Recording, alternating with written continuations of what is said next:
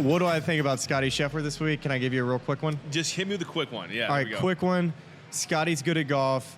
He hits it long enough. He's more accurate than Rory. I think Scotty. Scory is not someone you want to play against this week. You got to play against Scory. That would be a tough best ball to go against.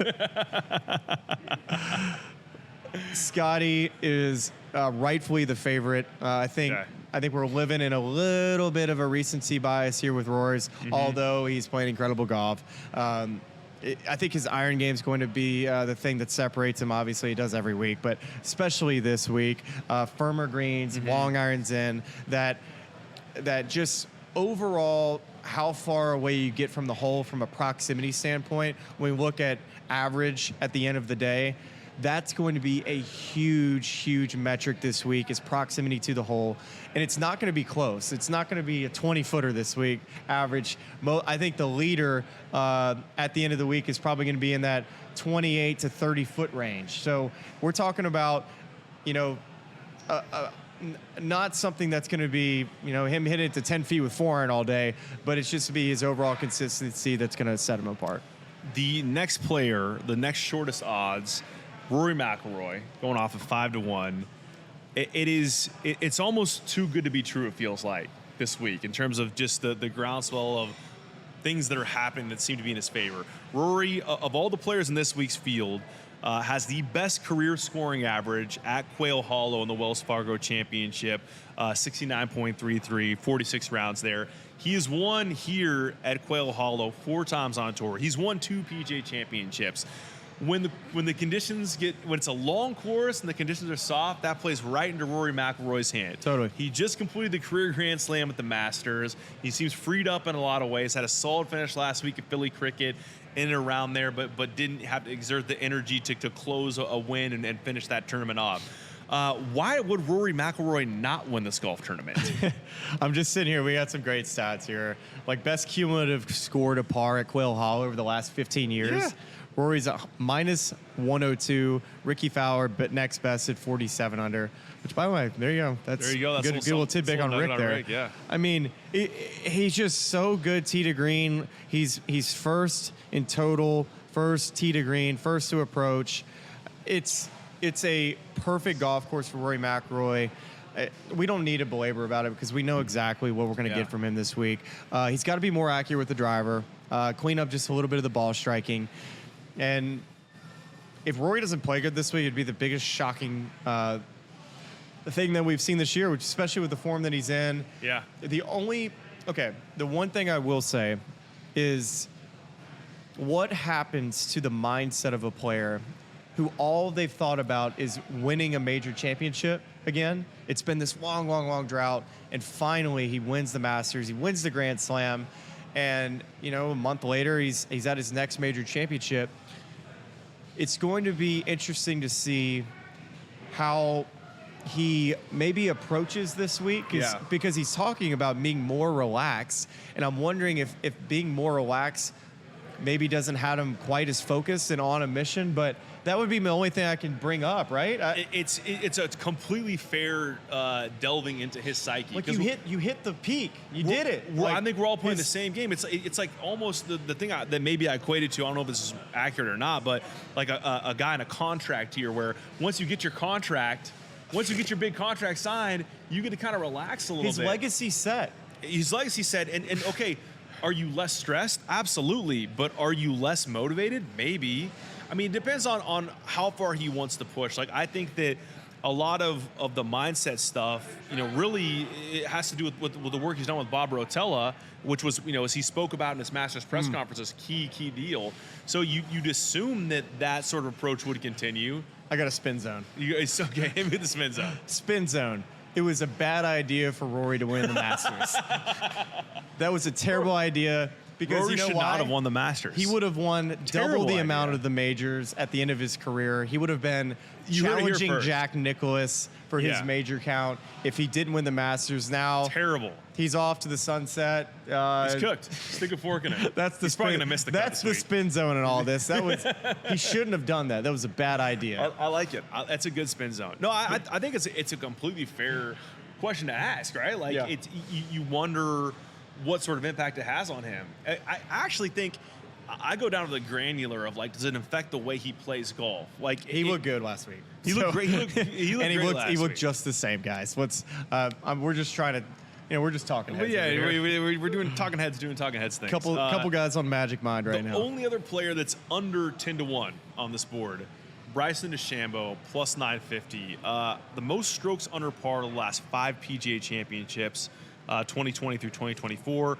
Bryson DeChambeau's at the top of that list. He's 30 under. Scotty's 25. Justin Rose 25.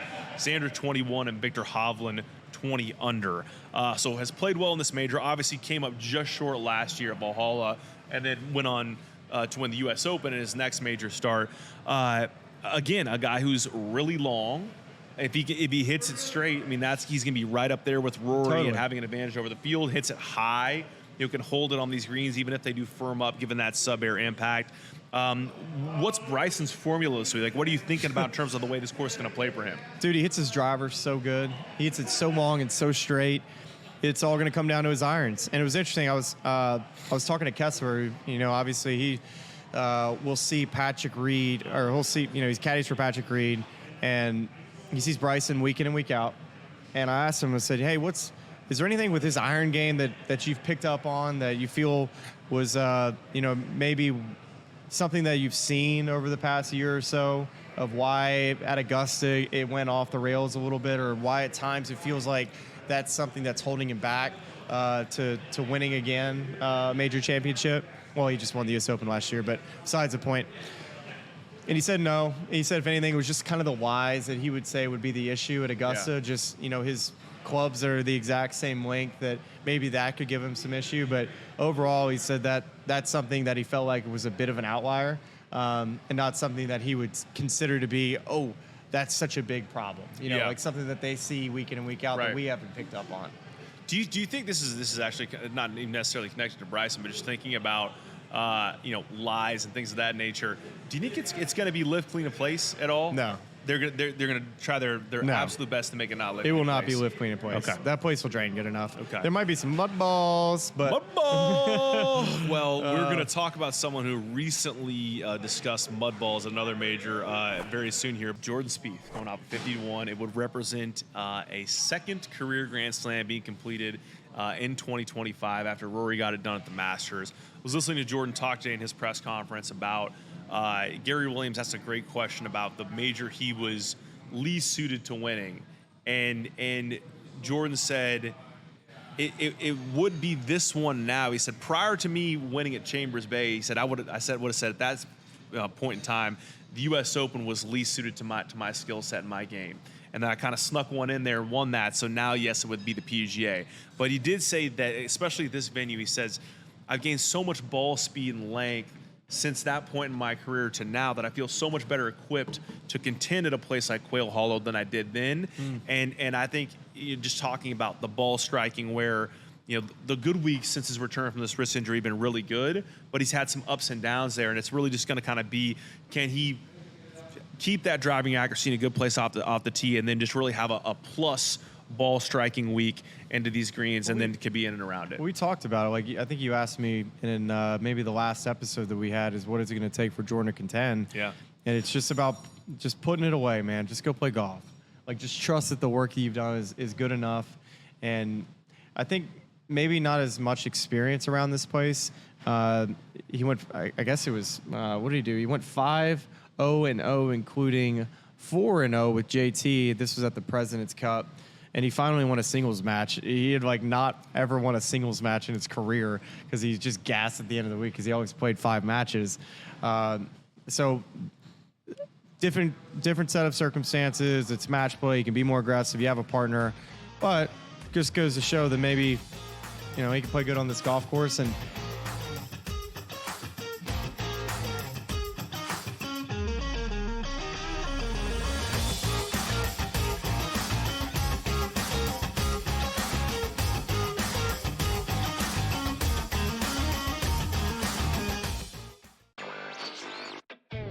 still underdogs at home, on the road, and all of these games. It's time for people to start understanding it's a legitimate team that has a chance not only to win the series against Cleveland, but also maybe even go all the way to the NBA Finals. I think a lot of the focus has been on why the Cavs have not played particularly well.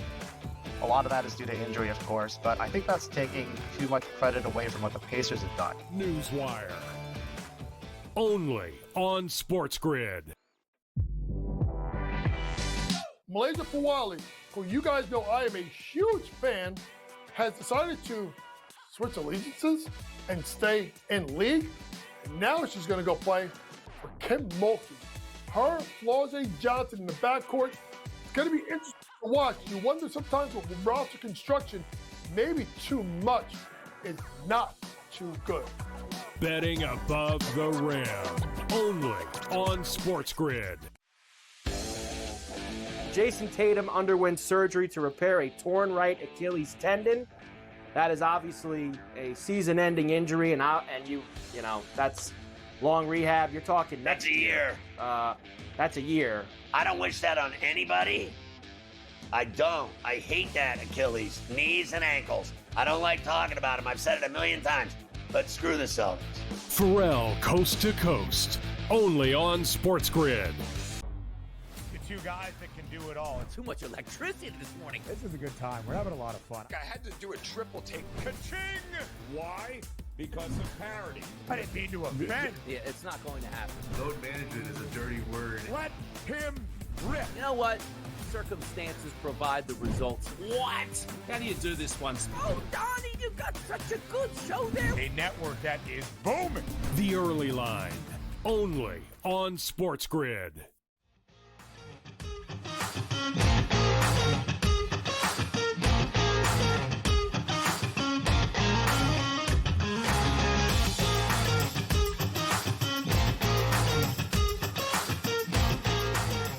His good shots are good enough. Yeah. Good shots are good enough. You're going to need a week where he's making the 20-footers. And I think, just trusting that it's there. And like you said, I do believe that he's driving it plenty good enough. Yeah. And he's above average in distance and hits it plenty long enough. So that's not going to be a factor this week.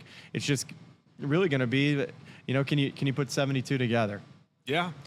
Well, I'll tell you what we're about to put together, Smylie. Lineup time? It's lineup time. All We're right. about to do. We dropped the ball at the Masters, so We dropped the ball at the Masters, but I have a couple was hot ones that I'm feeling good about for you. I love that. We are going to build with the help of our friends at DratKings and stick to the end of this particular segment because we're going to give you the daily fantasy lineup. We're going to make our one and done picks, and we're going to tell you how you can get some bonus cash to wager on the PGA Championship this week. So, Smylie, let's start. It is my pick first this week. So we are building a lineup. We have a $50,000 salary, as you do on DratKings Daily Fantasy, and we're going to go through now. So top of the price list, Scotty Scheffler at $13,400. How are we going to do this? Are we going to? What do we want to do? What do we want to do strategy-wise here? Can you just tell me who you kind of like right now? Maybe mid-tier, low-tier, top tier, and then we can just spitball this thing together. Can we start with this? Like JT at 9,900, given some of the guys ahead of him, feels like a really good price for JT. You want to just my first pick, I'm gonna plug in JT. I want you to scroll down for me. Okay, all right. Tell me. And I want you to go find Keith Mitchell. Keith Mitchell. Okay, hold on. Let me. I got a good stat for you on Keith Mitchell, because if this thing ends Thursday, Keith Mitchell he has the Wanamaker Trophy in hand. His scoring average in first rounds this year is, I think, 66 or something like that. It's something silly. It's every week he's at the top of the leaderboard. He's in the last groups. That means something. It means something, I'm telling you. And this is a really good golf course for him. Can I throw you something else at you? I was reading you some stats about lowest scoring average at Quail in the Wells Fargo Championship era. Keith has the fourth lowest scoring average at Quail. That full list, I said Rory was first. Throw Xander Keith second. in our lineup. Jason Day, Keith Mitchell, Max Homa are the five in the field this week who have the best scoring average at Quail. So Keith can win this week. Keith's price I truly believe $6,200. That Keith can win this week. I love that pick. All right, so you went with Keith at $6,200. That leaves us an average of $8,475 per player. So that's a nice bit of flexibility. Do you mind if we can we continue to hop on the Shane Lowry bus? I would love Are you to. against that? Not I at know all. he's not the longest Not at guy, all. but this dude keeps elevating his game week in and week out, and he's Yeah. you need a solid dude that is going to be the rock of your lineup. The only thing I wonder is is 9,200 too much to spend on a Shane Lowry? Do we feel like that's about right for this week? Because I'm just looking at guys around him like Tyrrell's at 9,000. I mean, I like Shane more than Tyrrell this week. Yeah. I like Shane more than all of these guys. I would say Minwoo is if you liked Minwoo more than Shane, Well, I would if say we that spend on him, we're going to have to go down. We're going to have to kind of spend. He's Sepp at 8,000, but he's coming off a win. All right, we've done this before. Let's put Shane in now, and if we get in a tight spot, we can always reconfigure the lineup. All right. So we've thrown in. Let's take a look at this now. We have. How do we get back to this roster? All right. Well, you know what? I'm not even going to try to get out of this. So we have JT, we have Keith Mitchell, we have Shane, we have an average remaining salary of $8,233. How expensive are Rory and Scotty? Rory's $12,200. And Scotty's $13,400. Seems like that's a lot of money. It's a lot of money. That's a right lot now, of money. We basically have half of our roster at 24,700. So it feels like Colin's too short for this week. I mean, no disrespect to Colin, but it feels like it's going to be tough. Do we want? I mean, it feels like you have to take one of Scotty, Rory, or Bryson. Bryson at 11.5 kind of feels like. I mean, I would prefer Rory, but that saves you another $700. You want to plug the big man in there? Just give it a shot. I mean, Bryson or Rory? Bryson. Oh, You want to go Rory? Rory and JT, those are our two guys. Yeah, let's do Rory. Because we have 2 spots left at 6,200. So now let's just go down here and see if there's anyone we like around here before we have to change it up. Okay, can I do a little scrolling here? Yeah, of course. Okay. Lucas Glover's got good history here, but I don't think he had a great week last week. South Carolina guy. Lucas is a player that I like so far. JT Postal's a North Carolina guy. Oh, what about David Puig? Come on. Can you look up some history with Puig? He hits it far enough. What history? Like I don't know. Went Is he from playing good on to Live? Live. Apparently so. If he got a special invite to the PGA. Let's go David Puig. I want to be on record. I have a feeling about David Puig this week, and he has a 7:11 a.m. tee time on Thursday, and Jackson does not know it yet. But I'm going to wake him up at 5:45 a.m. so we can get to the golf course and watch David Puig play golf on Thursday. Man, this is tough. All right, so throw him. What about? Let's throw the Puig man in there. Novak could be sneak. Oh, I like Novak too. That's sneak. See, but now we're so Lucas. All right, okay, let's look at that lineup. So we have Lucas Glover, Shane Lowry, Rory McIlroy, Keith Mitchell, Andrew Novak, Justin Thomas. Well, that's kind of a good lineup. We like that, dude. I think you locked that in. All right, let's lock that. We're gonna say that right now. Your first instinct is your best instinct. Let's not overthink this.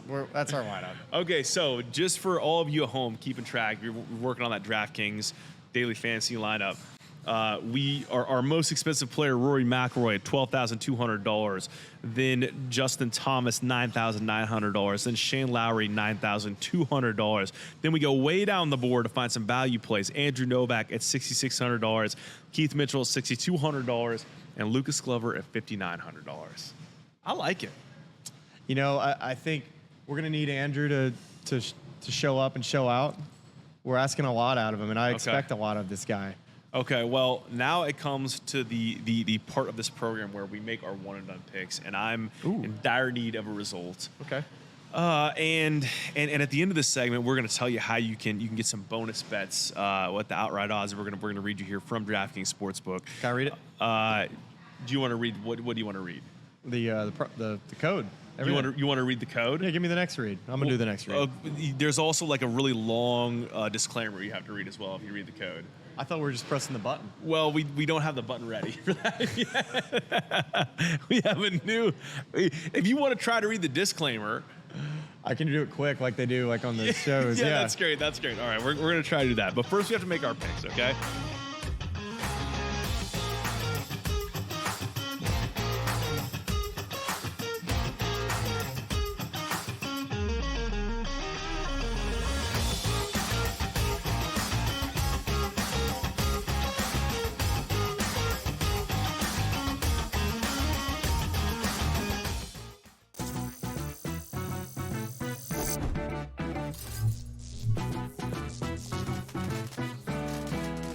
Did you know sportsbooks tend to draw up tighter bet lines for events that get even more bettors, like championship games or major matchups? My tip, try betting on less popular sports. You might have a better shot at beating those odds.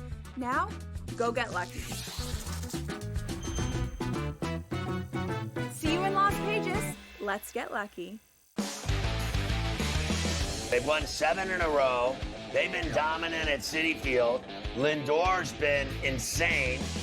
Pete Alonso's been raking. You know, Griffin Canning, David Peterson, those guys have pitched really, really well. And when you put it together with that lineup, especially like you said, Lindor's been great.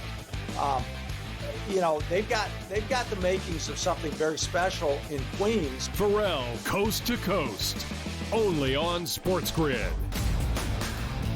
Derek Carr has called it a career after 11 NFL seasons. I think they knew before the draft that they had to make a move at this point. And by the way, Derek Carr did have a pretty good career, made as many Pro Bowls as Eli Manning. So based on that, he should go to the Hall of Fame like Eli Manning. Well, Eli Manning does have a couple rings at that point, but always wanted to take a shot at Manning, who should not actually be in the Hall of Fame. Shouldn't be questioned an under 500 quarterback for his career. Stop the man. The Early Line, only on SportsGrid. The game is on. The stakes are high, but the action isn't just on the field. He's rearranging that ring. Get it inside! SportsGrid's in-game live. Your ultimate second screen experience. A little flyer, couple 15.5-point live line. Every prop, every play, every day. Anything can happen. That's complete chaos. It's smarter to be on SportsGrid.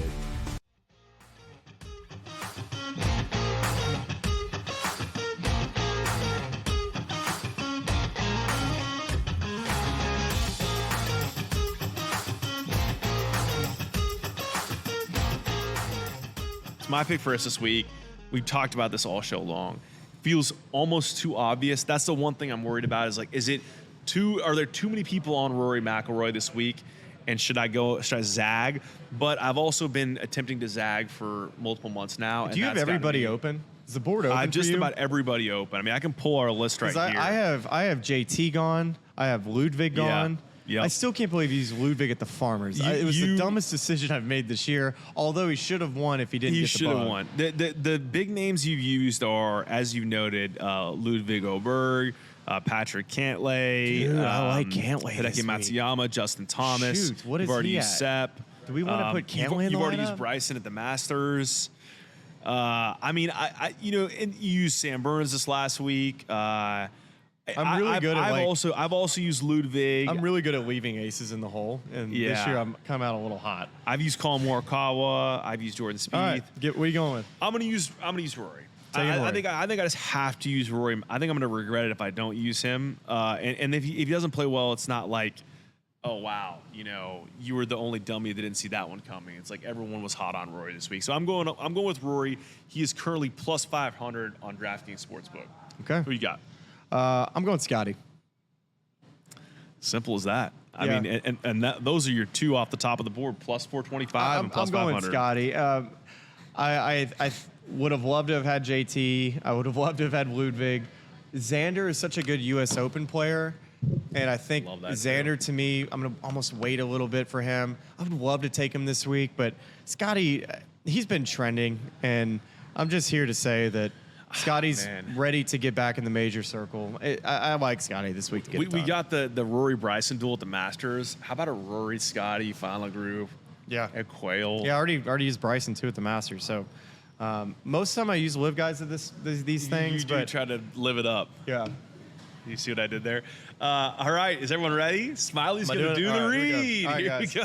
All right, download the DratKings Sportsbook app and use code Smylie Show. That is code Smylie Show, SMYLIESHOW, to get $200 of bonus bets when you bet just $5 only on DratKings. The crown is yours. Gambling problem only. Call 1-800-GAMBLER in New York. Call 877-8 HOPE-NY. HOPE-NY. Or text HOPE-NY. You don't want to know what I thought that read. 467-369 in Connecticut. Help is available for problem gambling. Call 888-789-7777. 7, or visit ccpg.org. Please play responsibly. On behalf of Boot Hill Casino and Resort in Kansas. 21 plus age and eligibility varies by jurisdiction. Void in Orlando, Ontario. Dude, I can't read this, man. New customers only. Bonus bets expire 168 hours after issuance. For additional terms and responsible gaming resources, see dkng.com/audio. Actually, I think I mistyped. That's .co/audio. I think we got it. Whatever this highlighted background thing is and how far away it is, I really struggled there. Did you want it? Should I have done it like this? Would that have been better? Yes, I can read that way better. That's good. That's good for me. We both learned something. I'm trying to read the disclaimer. I think we got the disclaimer right. I think. And here's the good news as well: is like people listened to the disclaimer because it was you giving a shot at reading it. So we are disclaimed. We are officially disclaimed. I know how to read, guys. It was really just a bit of a tomato situation. There's a lot of I had to do a lot of editing myself in there. I had to kind of like practice. Also, like Boot Hill Casino and Resort in Kansas kind of comes out of nowhere. Honestly, I don't know what that place is or why it's in there. Of all the places I thought we were going, I didn't think we were going to the Blue Hill Casino in Kansas. Well, there it is. Those are the one and done picks. That's the DFS lineup. Thanks to our friends at DratKings. What else do we got? Final thoughts? Are you? I'm just straight up excited for this week. Like, you can say what you want about the venue. You can say what you want about historical place of the major. I think all those names we just talked about, we're gonna have just a party here this week. Just watching good golf and hopefully have a real nice leaderboard coming on Sunday. Yeah, I'm pumped. Let's get it. Y'all be checking out for our daily recap journal. It's going to be on the 18th hole at Quail Hollow. Yes. It's going to be in the hospitality tent, but who knows? It could be from the 18th green if all things come together. We could be sitting there right on the fringe with a nice view, but most likely it'll be at a hospitality tent. Most likely. If we play our cards right, we'll see. We got a great little view of the creek that's, we're going to let Jack style it in tomorrow after he just drinks a few Magic Minds. Big thanks to the good people at Suffolk Punch Brewing and Swag for getting us set up here for the show tonight.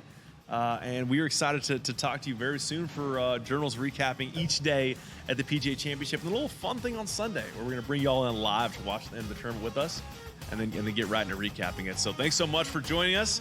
Talk to you very, very soon. Charlotte.